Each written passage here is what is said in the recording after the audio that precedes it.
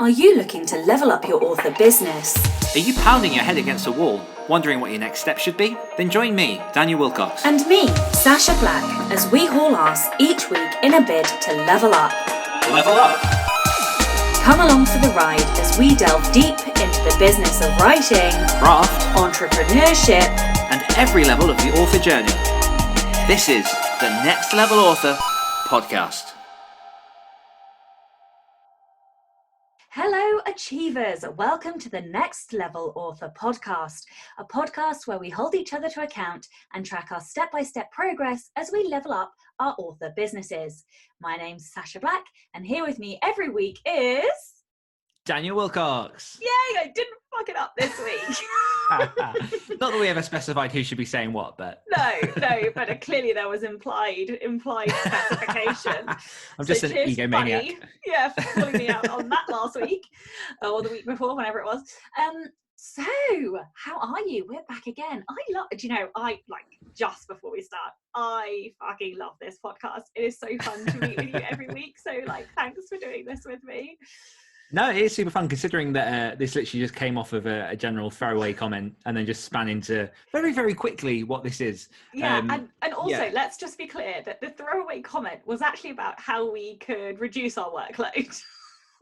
But then suddenly we ended up with an additional podcast, which is tons of work. But no, it's the same for me. It's nice, like we said in the intro, to sit down, reflect, and to be fair, it's just a lot of fun chatting. And it doesn't really feel it feels to me very, very different to the other podcasts. There's a bit less pressure of, particularly as being on the other side of an interview situation, you have to be a certain way. You have to make sure you've always got something to say. You have to lead that conversation. Whereas this is just a bit more buddy fun. Chat. Yeah, exactly. Not that I don't enjoy the Great Writers Share, but there's a lot less pressure here is what I mean. Yeah, exactly. Okay, so how has your week been? My week has been different, but every day's the same, but it's been different.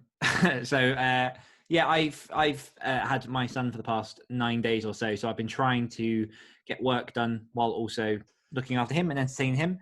And because I'm in a situation where I know that I have him on and off, so I'll have a good block of time where I don't have him, so I can just crack on with work. I've been a bit nicer to myself, so I've not put so much pressure on to do as much as I had been doing the previous weeks when I did have him, because what I did find was the minute he had gone, there were actually about 2 days in which I needed to recover just because my whole body was drained. So I'm trying to find that balance a bit more, which, is trial and error and things change all the time.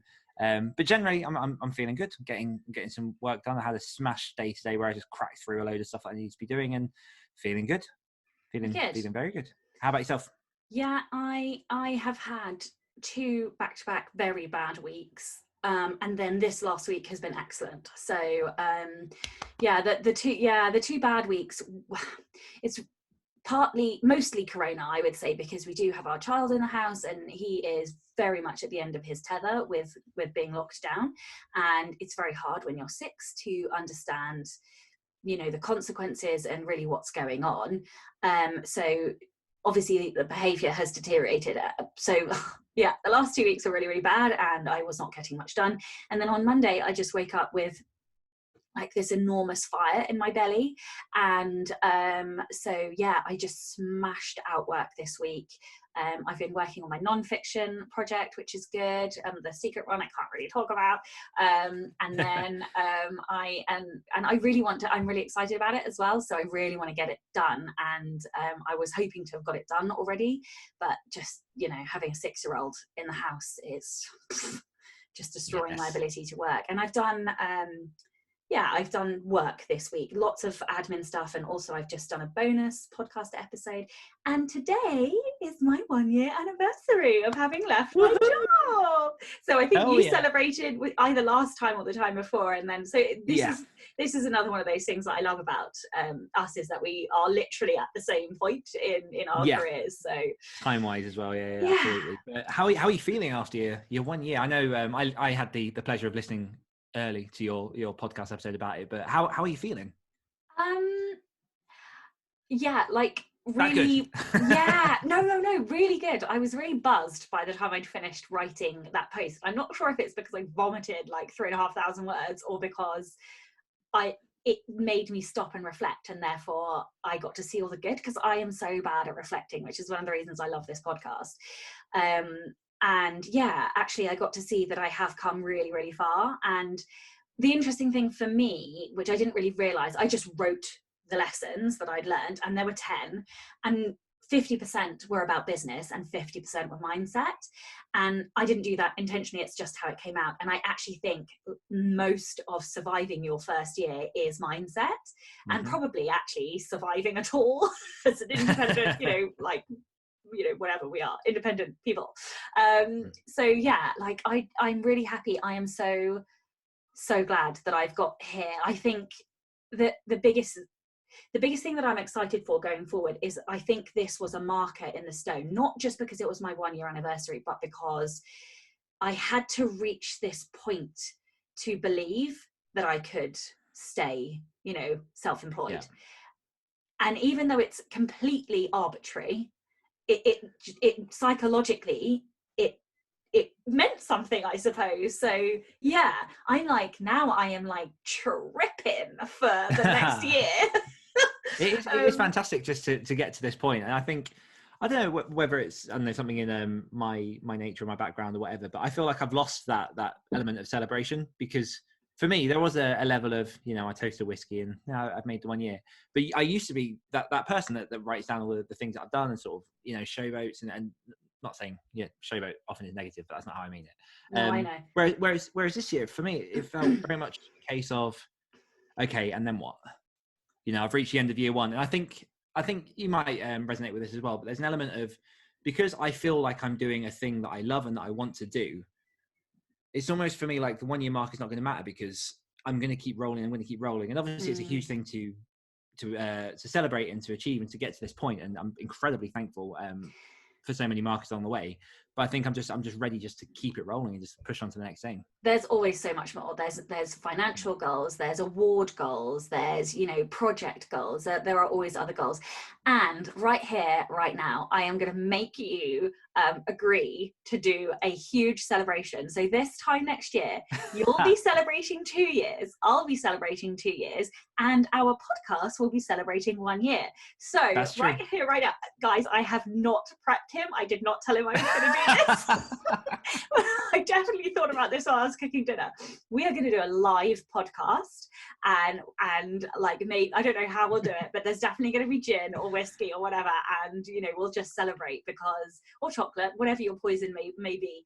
But yeah, we will celebrate in some epic way for our 1 year anniversary. Look at us having a 1 year anniversary, like we're an old married couple. Jesus Christ, it's like, when you go speed dating, it's like, what should we do for our 1 year? Right, okay, enough messing around. Weekly confessional. What were your I can't even remember what our goals were. Yeah, what were your goals, and did you do them this week? So my goal was retrospectively ambitious. Actually, I shot you a message, I think, on Tuesday or Monday or Tuesday, and just went, what the fuck have I done? Because my goal, I blurted out at the end of last week's episode, was to do the second edit of the entirety of Collaboration for Authors, which originally, when I first finished, the original draft was 35k. And then after adding in all the extra bits from all the people that I've spoken to that I'm adding in as bonus stuff, it came to 47k. It's now chipped down to 45k. But I looked at it, and after I realized that I did about 6k in a day, I was like, shit, I've got to do this in a week. And I've still got Bailey. So I pushed. I also thought we were going to be recording on a Friday, or assumed we were going to be recording on a Friday, and today's Thursday, so I've lost 24 hours. But hang on, okay, so there are caveats here. It was my fault. We're going to view our property that we've just brought tomorrow, which is why... also, just for those who are worried about Corona, the house is empty, which is why we're allowed to do it. Otherwise, we wouldn't be allowed to go to the property. But the house is empty, which is why we're allowed to go. And so I did say that, you could lose 15%, so you could get to 85%, because then that's because we would have lost a day, which would have been your extra 15%. So where did you get Which wasn't your fault, because we hadn't agreed a date to record. No, we hadn't. Well, it's kind of my fault. It was assumption, so there's a lot of that going on. I'm seeing a pattern. Don't assume here. It makes an ass. Yeah. But yeah, I ended up finishing up at about 41,000, so... Okay, you smashed it then. I'm over the 85% mark. I'm about 4,000 words off of finishing going through and doing that, and I'm happy with it. I'm incredibly happy with it. So yeah, I didn't quite finish, but I got close, and I gave it a good old college try. Yeah, you did. How about And yourself? that totally is totally allowed, especially because I messed up. Yeah, so I'm just having to look at my planner because I can't remember because I'm senile. I always say this, it's true. Yours were So 4 tasks. yeah, I had to do 4 launch tasks. So what did I do? I wrote my first the pre-order is live email, which is quite long because it's also announcing this podcast, but that is written. There's also a blog post that's 3/4 done. I've put my ARC competition live, which we should remember that I have to put that in the show notes, so you can win one of a couple of signed copies. I also have requested series links. I got the workbook paperback live. What else did I do? I feel like I did more than that. I'm not sure. I definitely think I've done more than that because I remember messaging you saying, oh, I did more tweaking, things like that. What else did I do? Yeah, I've definitely done. Oh, and then I put up the workbook pre-order. So the workbook pre-order is now live as well on all of the platforms, not just Amazon. So it was on Amazon before, now it's everywhere. And Beautiful. The paperback pre-order is also live. So those I did, a stack of like admin-y things. Which is good because obviously you were getting a bit worried about how close it was getting and the fact you weren't getting these things done. So obviously doing all of those and smashing that is helpful. And for those on the YouTube, I have my very first copy of my hardback and it is super beautiful. So I also got that. I got my workbook proof, which is not as good, if I'm perfectly honest, because the colour is off. So I've had to go back to my design. I don't know why that is, but the colours, it's like 2 different shades of blue. I'm not quite sure what's happened there, but also the workbook is a meaty beast. So that's exciting. It really is chunky. Yeah, for a workbook, the others are like dilly. That's a lot of work. Yeah. Well, improving your prose is a lot of work. Oh yeah. Okay. So, do we have anything else to add before we go to the question of the week? Just a couple of comments that we got on our Facebook group in response to how do you assess whether or not an opportunity is worth pursuing, which was last week's question. And we've got one from Meg Jolly that says, does this opportunity contribute to my why? Does it align with my brand? If yes, fantastic, worth pursuing. If not, then it's a clear cut no. Then I can look at more practical aspects like time management and scheduling, etc. Got one from Yanni that says, this is an accountability one. I vow to have completed the latest group of edits and improvements, but try to get my word count down slightly as it's on borderline for my genre. I feel like I've read half of that, but I haven't. When it comes to opportunities, I scrutinize every detail of the offer promotion or however it comes. I've been scammed before, so now I trust very little, which we all get burned, but we learn valuable lessons from it. And Holly Line put, I just finished Brian Cohen's ads challenge and I have some action steps to take to move my ads onto the next level.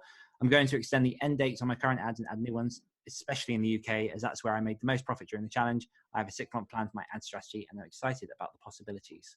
So thank you guys for sending those comments in. And yeah, for anyone who wants to get involved and let us know what you're doing, join us over on the Facebook group. Yeah, which will also be in the show notes. Yes. Okay, awesome. So I guess that brings us on to the question. Okay, so I am getting giddy levels of excited each week about getting to ask you a question. I have no idea why, but this literally is like my favorite thing. It feels masochistic. Isn't it? Isn't it though? Which one is it? Yeah, masochistic. Like when like self-pain, and humiliation. Yeah, it is a little bit. Also, I don't know if it's the sadist side of me, like enjoying asking the question or what. But also, though, it's just I don't know if it's a level of competition to ask the best question or what. But anyway, well, that's not what I'm aiming for. It's good to know where you're at. Don't lie. You know you're competitive. Also, no, but like, you know, when you just want to ask a really good question. A good question that just has someone speechless and can't answer for 5 minutes. Just an empty silence on air. I don't really know what derives a good question, but like it's the competitiveness in me to want to ask a really good question each week. Anyway, okay, so right. I want you to answer this. Okay, so there are caveats here. I want you to answer this from the perspective of yourself. as an independent author and publisher, and not from the perspective of traditional publishing. Okay. Mm-hmm. What makes a good publisher? This is a very good question. Very, very, I'd say timely as well. Okay, what makes a good publisher? I think a good publisher should be able to communicate well what it is that they want to achieve with themselves and whichever author they're working with. I feel like there needs to be a very open dialogue there. Things have to be established.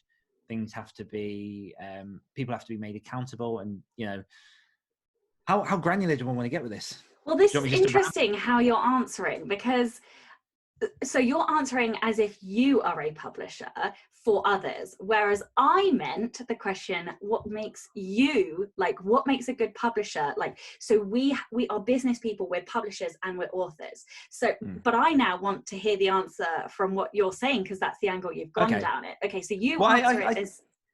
Yeah, I mean, I think it still applies even from my perspective, because as an independent, as someone who publishes at the minute my own books, and I do have plans to go on and publish other people in the future, I feel like there needs to be a level of accountability. You need to know what you want to expect. I feel like a publisher, if you're just your own singular publisher, you need to be able to sell a book. You need to be able to unify brands, make sure you're marketing how you should be, make sure you're actually getting those sales, and that you have targets that you're reaching, and you're constantly looking for opportunities to grow.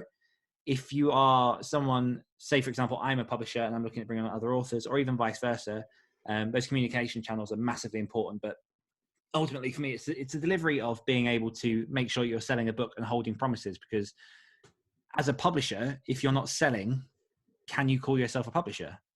It's the same as, you know, if you're a writer and you're not writing, can you call yourself a writer? There's an argument to be had there. I haven't got an answer for that. But yeah, I definitely think that the key one is being able to sell. And you need to understand the book industry. You need to understand your customers and the people you're trying to reach. And within that itself, I guess you've also got a certain level of trust that you have to build up between you and your customer, to make sure that you're constantly building your reputation, you're building those sales, that community base. I mean, there are a thousand facets to this question. You can go in so many different directions. But that's my initial knee-jerk response. I think it's interesting. Well, before I answer, and obviously I had time to think about this, but before I answer, what I think's interesting is that you say, can you really call yourself a publisher if you're not selling? But I would argue, can you really call yourself a marketer if you're not selling? Because publishers publish. Because even in the traditional world, publishers publish and they don't always market for you. And it's the marketers who get the sales.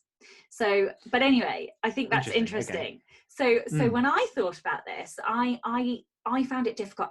So I have my phone, because I'm senile. I had to write notes.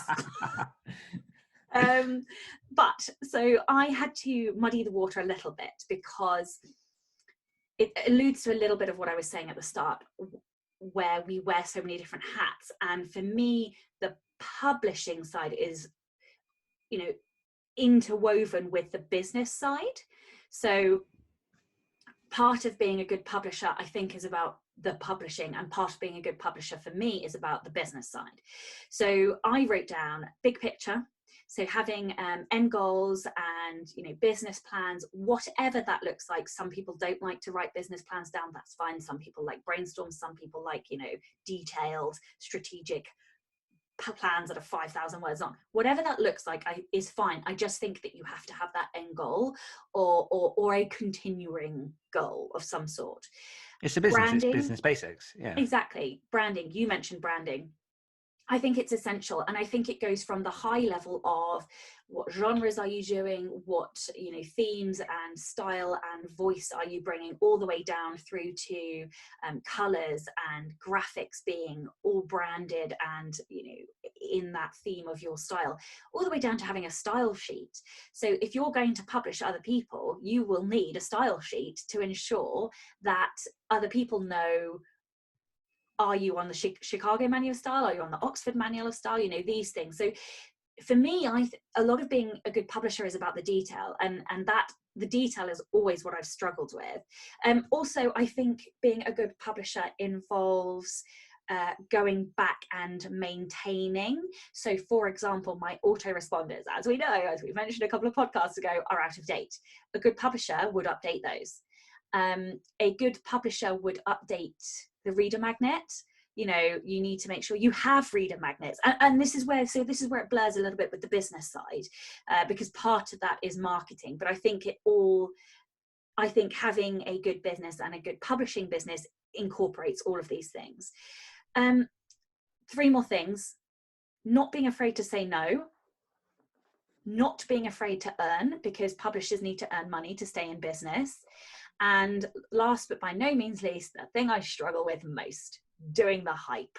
I absolutely hate hyping my stuff up. I find it so difficult, more so with my fiction than my non-fiction. My non-fiction, I don't know why, I'm sure we'll explore this at some point, but the non-fiction I find very easy. A question. Damn it! Non-fiction I find very easy to hype because I'm confident because it's knowledge I know is right or wrong in a way, whereas with the fiction I find it very hard to do the hype and the marketing side of that work. So yeah, and you have to, but part of being a good publisher I think is marketing. That is really interesting, because I think we've got a slightly different perspective on certain elements of this, which is obviously fine. It's just part of the process. But I think when I was looking at publisher, I was almost incorporating the entire umbrella brand, umbrella business of the whole thing. Because when it comes to talking about author brand and stuff, that can slip into marketing. And then, I mean, the three stalls of any business are obviously finance, marketing, and business acumen. And I think as a publisher, you've got to, everything you said there, you have to be able to work it all. You have to know what your voice is. You have to know what your almost your personality is as a business, as well as being able to track the finances, know where your weaknesses are, work on those, know where your strengths are, capitalize on them. And it goes into a whole massive world of just business planning, I guess. And I think fundamentally, the way that I answered that question is, as a publisher, as a business that is involved in the act of publishing, what do you need to do? And the answer is obviously earn revenue. And that part of that as a publisher is to generate that income through books, through whichever means that you need to keep it rolling. But that's definitely why I asked you, because I knew that is something that is in your like sights at some point. Yeah, I mean, just know, like how you'd thought about it in terms of like the future and doing that job.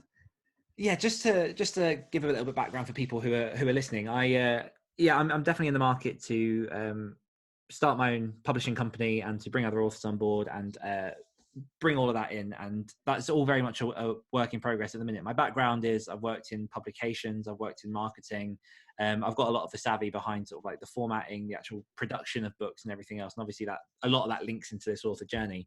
It's one thing where, so at the minute my main focus, if we're going to be fully transparent, is trying to get into a position where I'm generating enough revenue that I can comfortably support other authors, because ultimately what I want to be able to do is create enough of a success from my own fiction that I can then replicate that success onto other authors. Because as a publisher, because I'm thinking about this a lot at the minute. As a publisher, there are a couple of different ways you can go. The way that I see it, number one, I can create an example of what I can do so that other authors are more inspired to come on board, replicate that success, grow. The other way you can do it is to just admit to people that you're a fledgling company, you're bringing people on board, you can offer really good royalty rates, you can offer really good contractual criteria. And then if they're in a position where they want to come on board because maybe they haven't published and maybe they're not interested in indie publishing, maybe this is the perfect opportunity for them to showcase their work, you can take them baby steps and start building it up that way. But I think fundamentally at the core of that, and one of the reasons why I answered communication, is expectation setting for me is so huge, because I've made mistakes in the past with writers, with narrators for different projects, where I've promised more than I've been able to give because I've got excited about a project, and then I've relayed that onto the person when maybe I should have held some back, and then within that I've then set people up to be disappointed when something didn't quite go as they expected.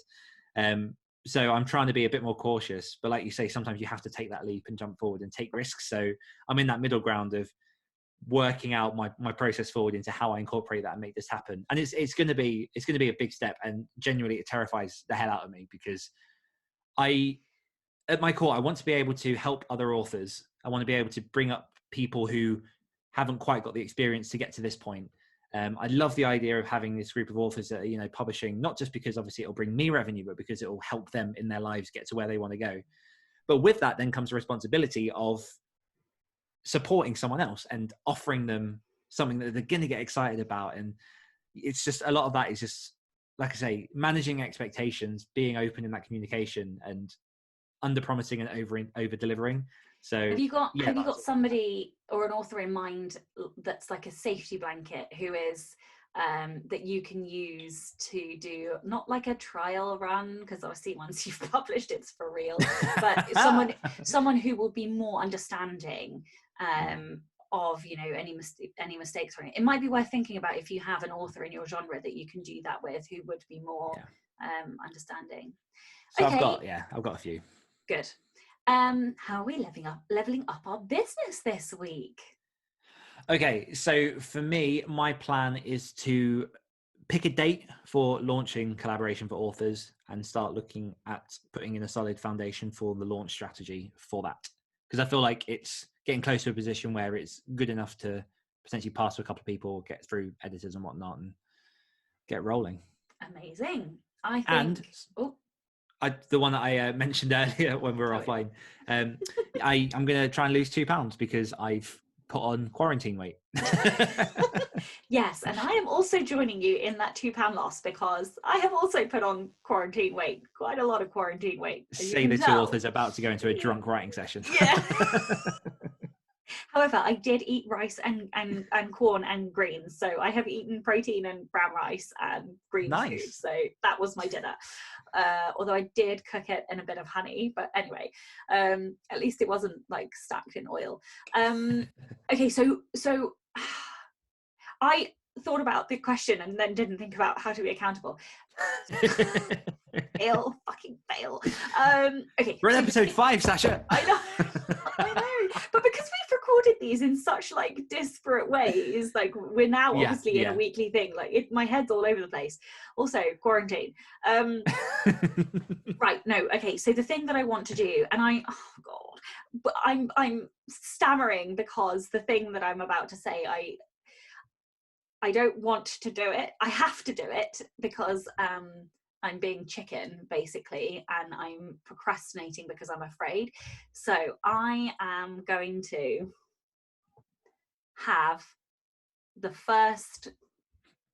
I'm going to have the first lesson written in my course, in my prose course. I'm going to write the first lesson. Oh my god, I literally, my stomach just like flopped because I just this is, do you see, this is seeing behind, like people are like, they think that we do these podcasts and we're confident, and guys, I nearly vomited on my mic.